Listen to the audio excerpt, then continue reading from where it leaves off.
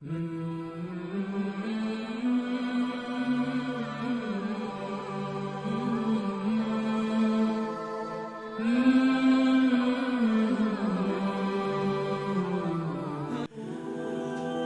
جب انسان کو کوئی تکلیف پہنچتی ہے تو وہ اپنے رب کو پکارتا ہے اس کی طرف رجوع ہو کر. پھر جب وہ اسے اپنے پاس سے نعمت دے دیتا ہے تو وہ اس چیز کو بھول جاتا ہے جس کے لیے وہ پہلے پکار رہا تھا، اور وہ دوسروں کو اللہ کا برابر ٹھہرانے لگتا ہے تاکہ اس کی راہ سے گمراہ کر دے. کہو کہ اپنے کفر سے تھوڑے دن فائدہ اٹھا لے، بے شک تو آگ والوں میں سے ہے. بھلا جو شخص رات کی گھڑیوں میں سجدہ اور قیام کی حالت میں عاجزی کر رہا ہو، آخرت سے ڈرتا ہو اور اپنے رب کی رحمت کا امیدوار ہو، کہو کیا جاننے والے اور نہ جاننے والے دونوں برابر ہو سکتے ہیں؟ نصیحت تو وہی لوگ پکڑتے ہیں جو عقل والے ہیں. کہو کہ اے میرے بندو جو ایمان لائے ہو، اپنے رب سے ڈرو. جو لوگ اس دنیا میں نیکی کریں گے ان کے لیے نیک صلہ ہے، اور اللہ کی زمین وسیع ہے. بے شک صبر کرنے والوں کو ان کا اجر بے حساب دیا جائے گا. کہو مجھے حکم دیا گیا ہے کہ میں اللہ کی عبادت کروں اسی کے لیے دین کو خالص کرتے ہوئے، اور مجھے حکم دیا گیا ہے کہ میں سب سے پہلے خود مسلم بنوں. کہو کہ اگر میں اپنے رب کی نافرمانی کروں تو میں ایک ہولناک دن کے عذاب سے ڈرتا ہوں. کہو کہ میں اللہ کی عبادت کرتا ہوں اسی کے لیے دین کو خالص کرتے ہوئے، بس تم اس کے سوا جس کی چاہے عبادت کرو. کہو کہ اصلی گھاٹے والے تو وہ ہیں جنہوں نے اپنے آپ کو اور اپنے گھر والوں کو قیامت کے دن گھاٹے میں ڈالا. سن لو، یہی کھلا ہوا گھاٹا ہے. ان کے لیے ان کے اوپر سے بھی آگ کے سائبان ہوں گے اور ان کے نیچے سے بھی. یہ چیز ہے جس سے اللہ اپنے بندوں کو ڈراتا ہے. اے میرے بندو بس مجھ سے ڈرو. ہر آدمی پر ایسے لمحات آتے ہیں جبکہ وہ اپنے آپ کو بے بس محسوس کرنے لگتا ہے. وہ جن چیزوں کو اپنا سہارا سمجھ رہا تھا وہ بھی اس نازک لمحے میں اس کے مددگار نہیں بنتی. اس وقت آدمی سب کچھ بھول کر اللہ کو پکارنے لگتا ہے. اس طرح مصیبت کی گھڑیوں میں ہر آدمی جان لیتا ہے کہ ایک اللہ کے سوا کوئی معبود نہیں، مگر مصیبت دور ہوتے ہی وہ دوبارہ پہلے کی طرح بن جاتا ہے. انسان کی مزید بدمعاشی یہ ہے کہ وہ اپنی نجات کو اللہ کے سوا دوسری چیزوں کی طرف منسوب کرنے لگتا ہے. کچھ لوگ اسے اسباب کا کرشمہ بتاتے ہیں اور کچھ لوگ فرضی معبودوں کا کرشمہ.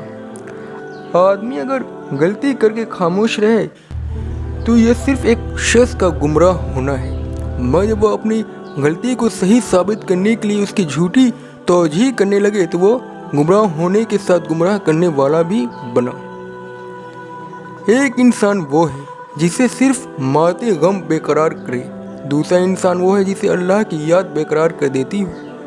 یہی دوسرا انسان دراصل اللہ والا انسان ہے. اس کا اقرار خدا حالات کی پیداوار نہیں ہوتا، وہ اس کی شعوری دریافت یعنی چیتنا پون کھوج ہوتا ہے. وہ اللہ کو ایک ایسی برتر ہستی کی حیثیت سے پاتا ہے کہ اس کی امیدیں اور اس کے اندیشے سب ایک اللہ کی ذات کے ساتھ وابستہ ہو جاتے ہیں. اس کی بے قراریاں رات کے لمحات میں بھی اسے بستر سے جدا کر دیتی ہیں. اس کی تنہائی غفلت کی تنہائی نہیں ہوتی بلکہ اللہ کی یاد کی تنہائی بن جاتی ہے. علم والا وہ ہے جس کی نفسیات میں اللہ کی یاد سے ہلچل پیدا ہوتی ہے، اور بے علم والا وہ ہے جو اس کی نفسیات کو صرف مادی حالات بیدار کرے. وہ مادی جھٹکوں سے جاگے اور اس کے بعد دوبارہ غفلت کی نیند سو جائے.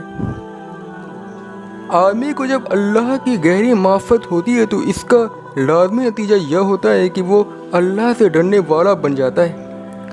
اللہ کی عظمتوں کا ادراک اسے اللہ کے آگے پست کر دیتا ہے. اس کی عملی زندگی اللہ کے احکام کی پابندی میں گزرنے لگتی ہے. وہ اس معاملے میں اس حد تک سنجیدہ ہو جاتا ہے کہ سب کچھ چھوڑ دے مگر اللہ کو نہ چھوڑے. ایمان کے اوپر زندگی کی تعمیر کرنا آدمی کے لیے زبردست امتحان ہے.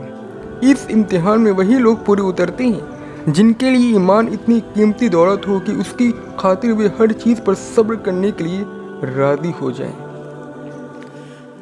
ایمانی زندگی अमल के एतबार से सब्र वाली ज़िंदगी का दूसरा नाम है। जो लोग सब्र की कीमत पर मोमिन बनने के लिए तैयार हों, वही वे लोग हैं जो अल्लाह के आला इनामात में हिस्सेदार बनाए जाएंगे।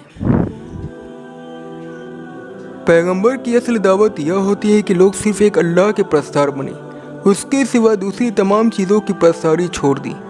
पैगंबर के लिए यह मारूफ मायनों में सिर्फ क़यादती मसला नहीं होता, बल्कि वह उसका ज़ाती मसला होता है। इसलिए वह सबसे पहले खुद उस पर कायम होता है।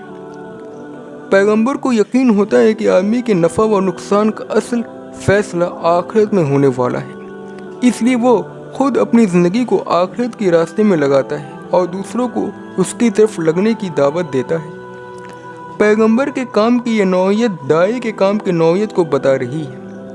हक का दाई वही शख्स है जिसके लिए हक उसका ज़ाती मसला बन जाए, जिसकी दावत उसकी अंदरूनी हालत का एक बेतबाना इजहार हो, न कि लाउड स्पीकर की तरह सिर्फ एक खारजी पुकार।